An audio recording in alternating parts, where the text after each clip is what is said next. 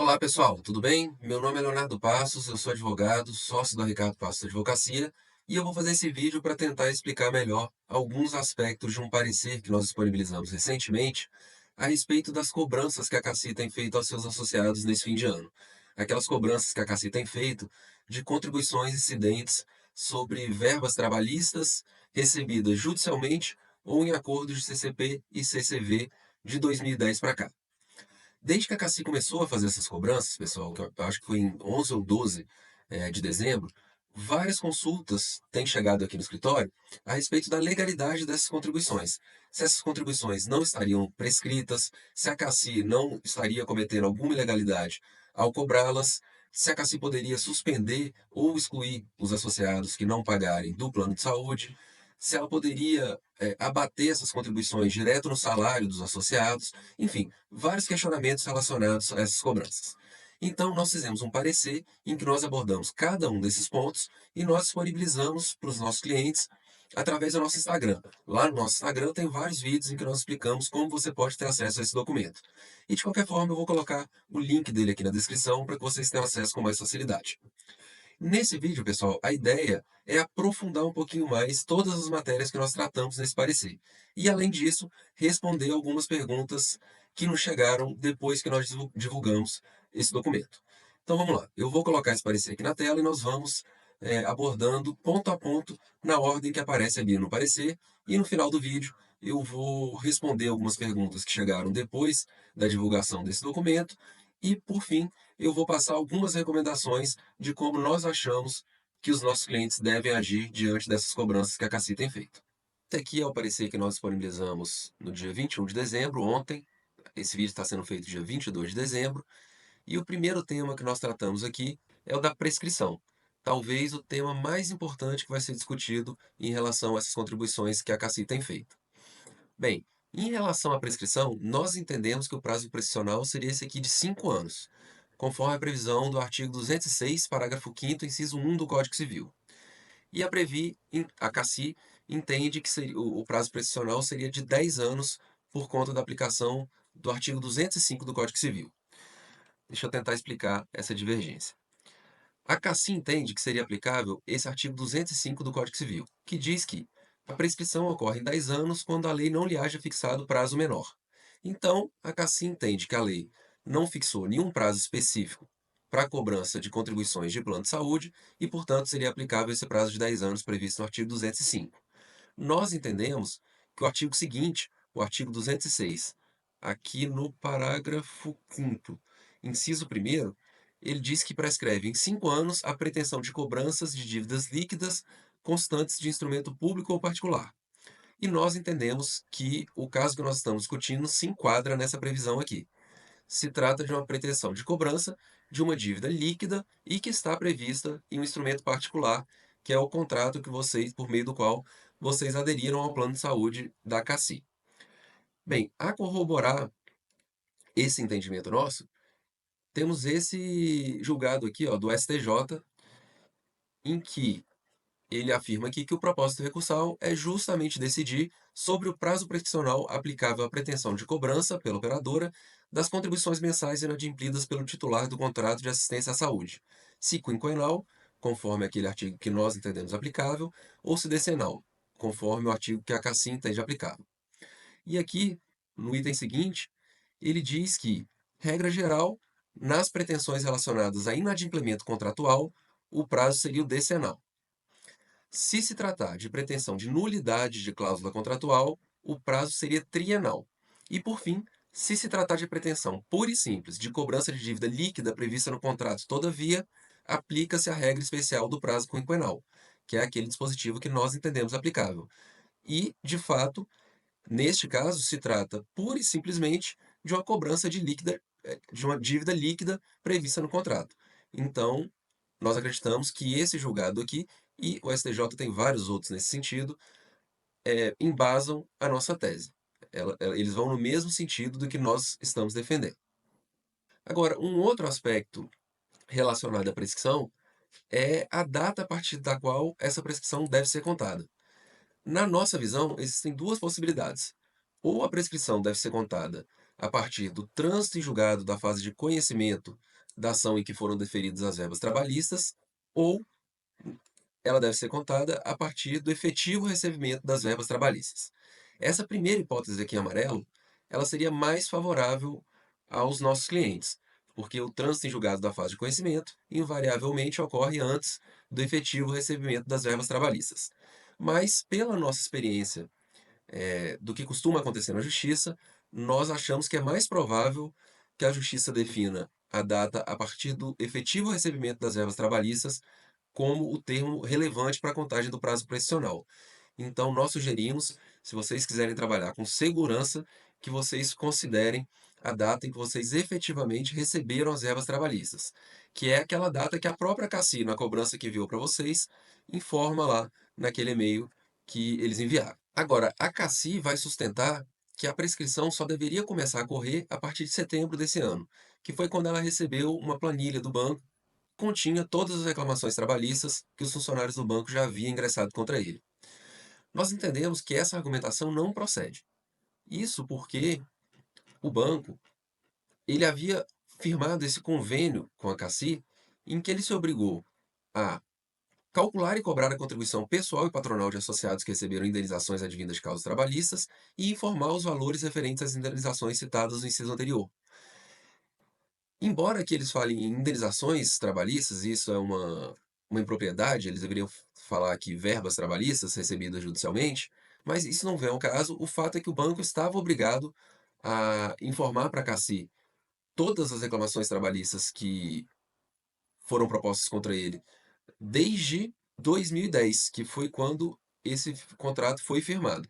Então, não há nenhuma razão para essa alegação da CACI de que a prescrição só deveria começar a contar a partir de setembro desse ano, porque só em setembro desse ano o banco teve a boa vontade de mandar a planilha a que se refere esse acordo que as duas partes haviam firmado. Então é por isso que não procede a argumentação da CACI na nossa visão. O próximo ponto que nós examinamos no nosso parecer é saber se essas contribuições deveriam ou não ter incidido sobre verbas remuneratórias recebidas judicialmente. E a conclusão que nós chegamos é de que sim, o artigo 16 do Estatuto da CACI é bem claro ao prever que as contribuições incidem sobre o valor total dos proventos gerais pagos pelo Banco do Brasil. E isso, na nossa visão, inclui tanto os valores recebidos em contra-cheque, quanto aqueles que foram recebidos pela via judicial. Nós não encontramos nenhum fundamento para que não incida contribuições sobre uma verba remuneratória só porque ela foi recebida judicialmente. Então, nesse ponto, nós concordamos com a CACI. Eles deveriam mesmo ter cobrado essas contribuições dos associados.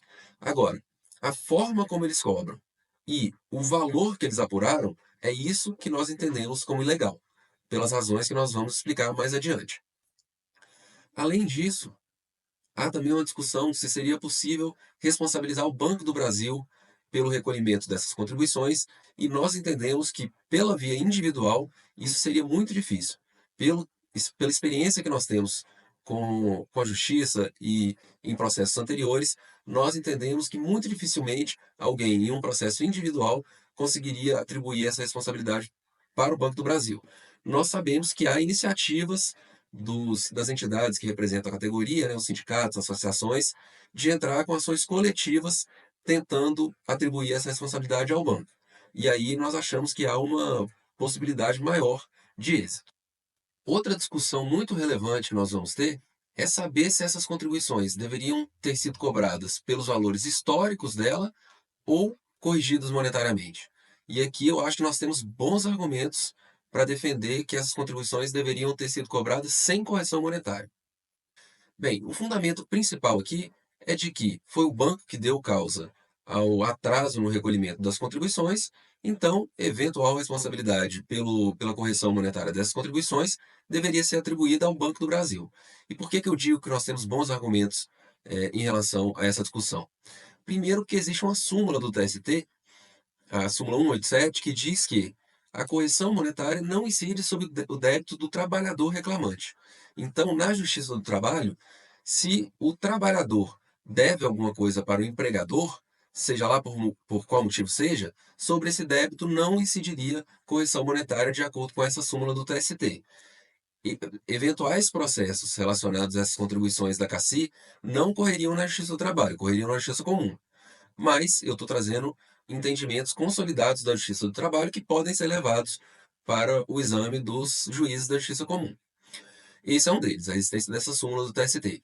Outro ponto importante é que o TST, sempre que vai determinar que o Banco do Brasil e o trabalhador recolham contribuições em favor da Previ, o TST sempre determina que o empregado recolha esses valores sem correção monetária e o empregador recolha com correção monetária.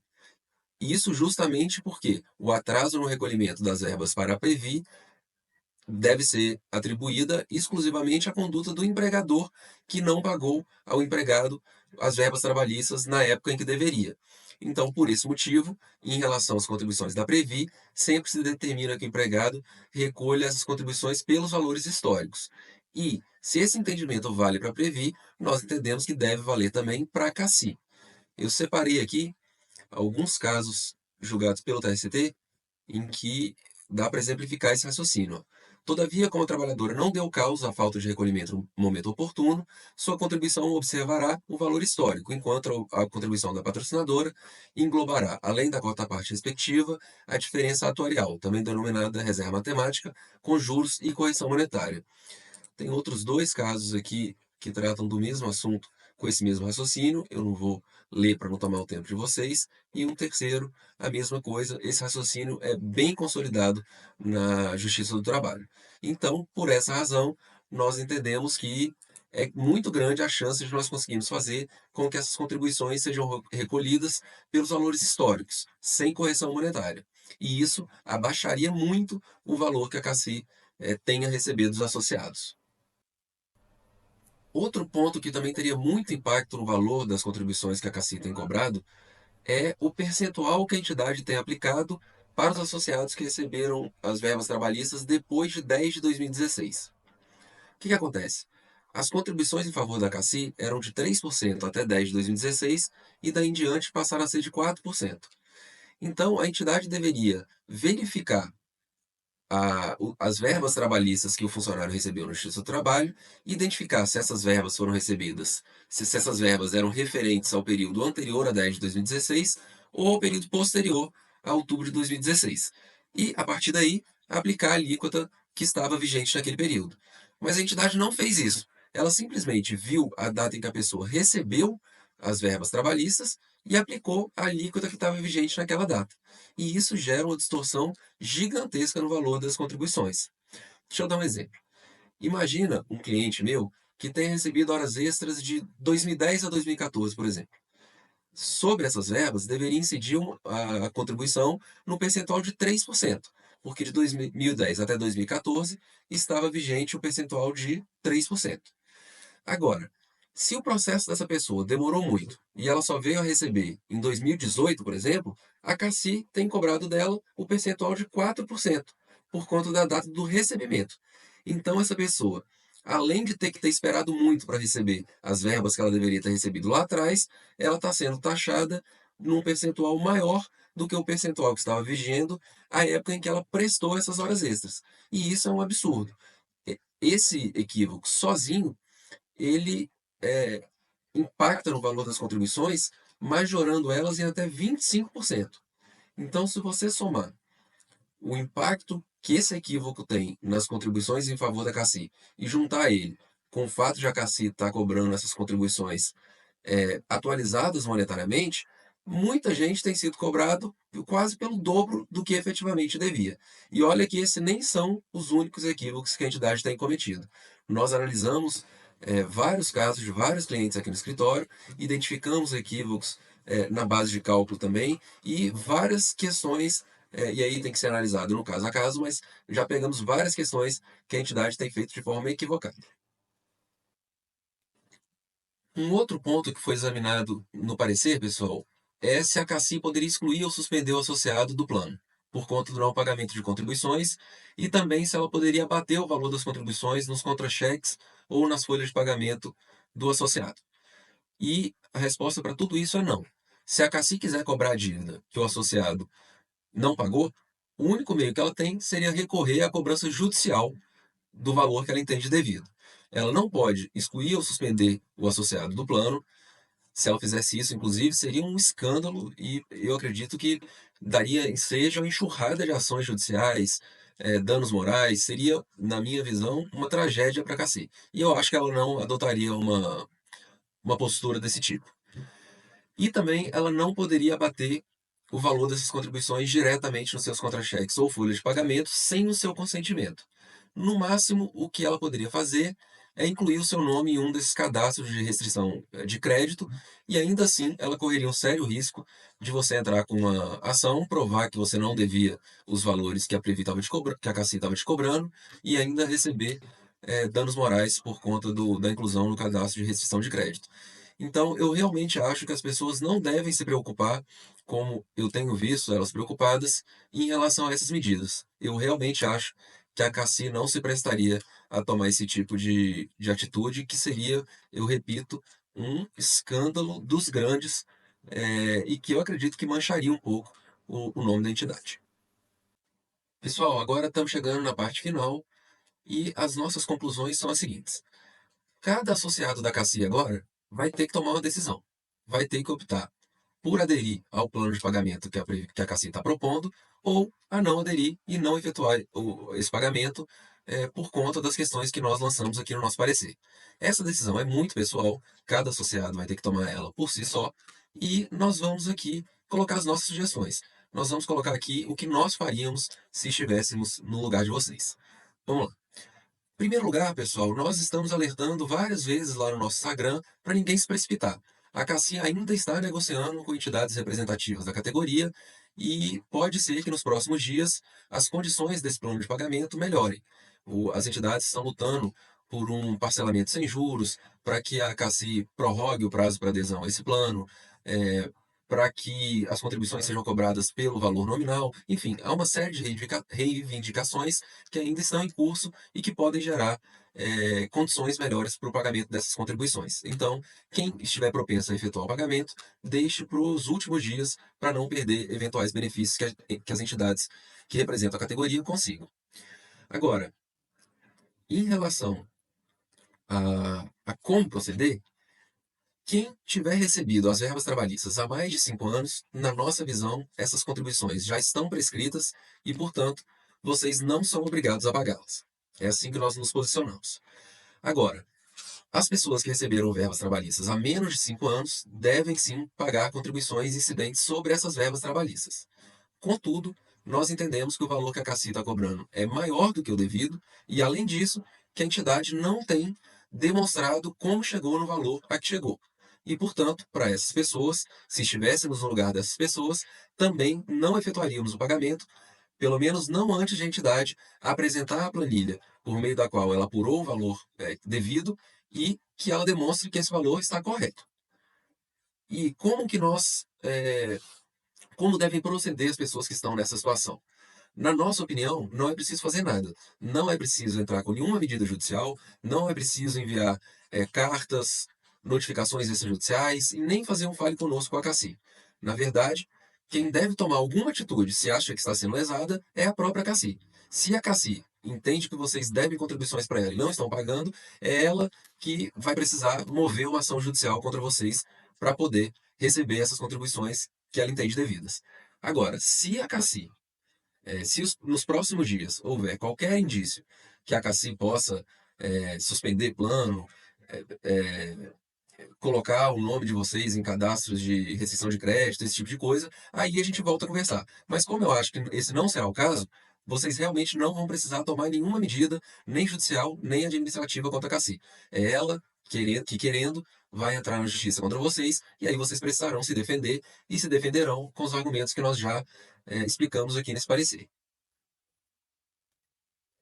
Além disso, não recomendamos que os associados façam um acordo com a CACI antes de escutar o advogado que o assessorou na ação em que foram deferidas as verbas trabalhistas que agora estão sendo taxadas, porque é preciso que um advogado ou um especialista no assunto estude a apuração que a Cassi fez das contribuições que você deve para ver se aquilo está correto, quais são os erros que existem ali, para que aí sim você decida se paga ou não.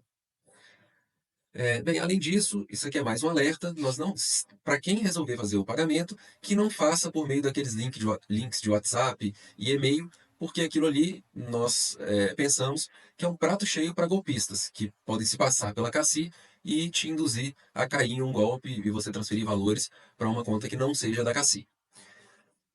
Bem, pessoal, eu acho que as considerações que eu tinha para fazer a respeito desse parecer eram essas. Eu espero que esse parecer tenha sido útil para vocês e que vocês possam fazer uma escolha mais bem informados. Além disso, nós continuamos à disposição de vocês. Vocês podem ficar à vontade para mandar mensagem no nosso Instagram, no nosso WhatsApp, para trazer eventuais dúvidas que ainda não tenham sido esclarecidas.